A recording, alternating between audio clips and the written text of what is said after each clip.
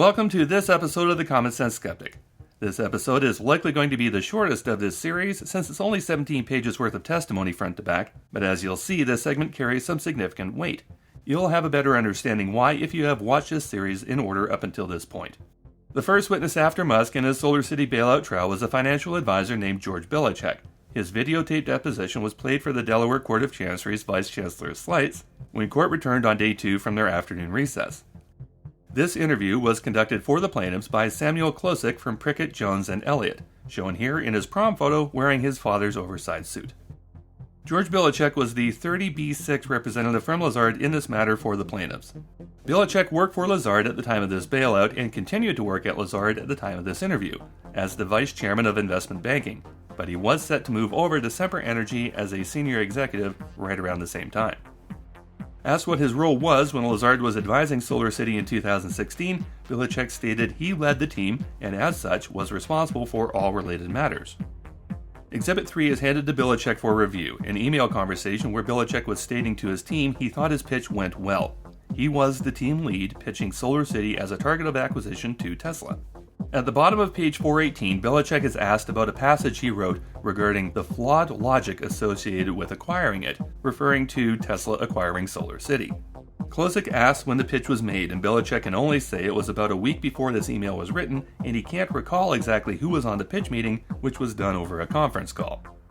Just to clarify, in total, this is a $6 billion transaction, and the parties involved are not even meeting face to face.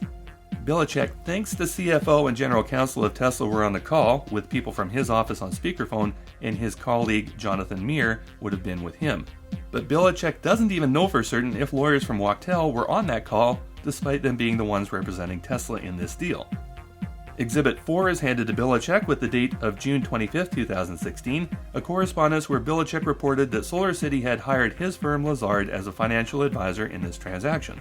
He also stated that, quote, "This is a much better place for us to be. We do not want to be on the other side here," end quote. Meaning he would not want to be representing Tesla in this deal because, as he continues to say, quote, "The advice that Evercore gave the other side was embarrassing," end quote, referring to the advice that Evercore gave Tesla with regards to pursuing this acquisition. In Bilicic's opinion, combining an auto company and a solar company didn't make any sense at all.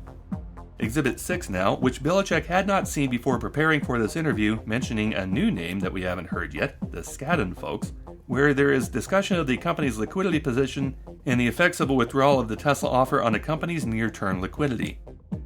As Bilicic reads the document, he says the wording is meant to imply there would be a negative consequence to Tesla pulling out. However, at the bottom of page 422, he says he could also make the argument that it would have freed the company up to figure out a rationale for accessing the capital markets.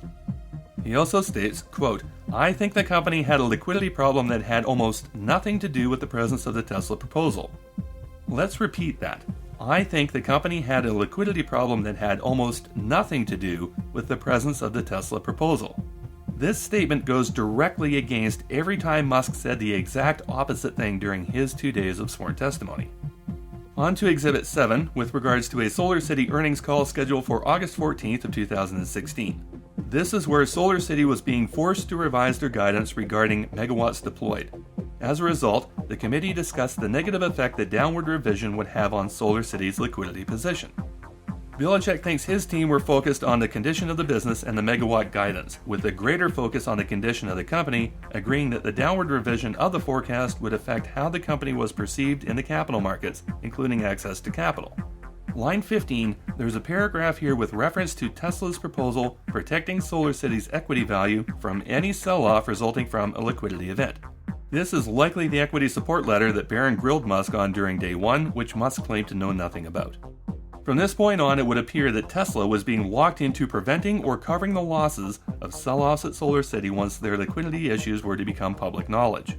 In Klosick's words, this paragraph says the committee and Lazard acknowledged that such alternatives would be potentially difficult. Those are alternatives to an equity capital raise, correct? Bilicic lists off the various alternatives that companies normally have access to, but in this case he was very concerned about the executability. Exhibit 11 is up next, special committee meeting minutes from July 20th of 2016, almost a month prior to the previous exhibit. At that meeting, Lazard advised the committee, quote, it would be challenging to complete a PIPE transaction on terms that would be acceptable to the company, end quote. Bilicic adds that such a move might not even be actionable because, quote, the money wasn't there. Feedback from the market when we talked to people is that they didn't think this business was financeable. Concerns included solvency, viability, and liquidity of the company in financing into a business that was not going to be viable for the long term. Exhibit 12, an update from Lazard based on Bilicic's view that in his judgment, the company's current liquidity situation was such that it warranted prompt action in the company's current circumstances. Specifically, the company had a liquidity problem which had a risk of producing a covenant problem, creating a risk of damaging the overall business. And at this point, Bilicic brings up issues with what he called the quality of the data. Bilicic, tasked with representing SolarCity to the best of his ability, where he is ultimately responsible for the reports being produced as stated at the beginning, started this process asking for the cash position of the company, the liquidity position of the company, a liquidity forecast, none of which existed. And what's worse, nobody could even tell them what the day-to-day cash position of the company was. Exhibit 14, meeting minutes from July 23, 2016, 3 days after the previous exhibit, and more special committee meeting minutes. Bilicic had indicated to them the difficulty in obtaining standalone financing over the past week has heightened his concerns over the company's liquidity issues. Bilicic had been attempting to obtain a bridge loan or adjust the revolver or arrange pipe deals, but none of those were available to SolarCity. Since those options were off the table, Bilicic was concerned about the viability of the company on a standalone basis, which is another way of doubting the company would remain a going concern. And Lazard was skeptical about the claims being made by management that the Tesla proposal was the main impediment to the capital markets. Bilicic wraps up his testimony with this summary. We couldn't say with certainty to the committee or to anyone that they wouldn't be able to finance the business, but we were very concerned about it. So we thought that this contingency planning around the liquidity case and how the company would operate on a standalone basis in that scenario was super important. This is crippling testimony as to the viability of the acquisition target he was hired to pitch to Tesla, and completely negates Musk's claims under oath that SolarCity could approach the equity markets for a cash raise anytime they wanted, something Musk falsely stated dozens of times during his 2 days on the stand. And at the end of the day, these 17 pages of deposition may prove more valuable to the judge than the previous 416. This man, George Bilicic, a senior financial expert tasked with pitching SolarCity to Tesla, discovered in his due diligence that the company was in severe financial distress.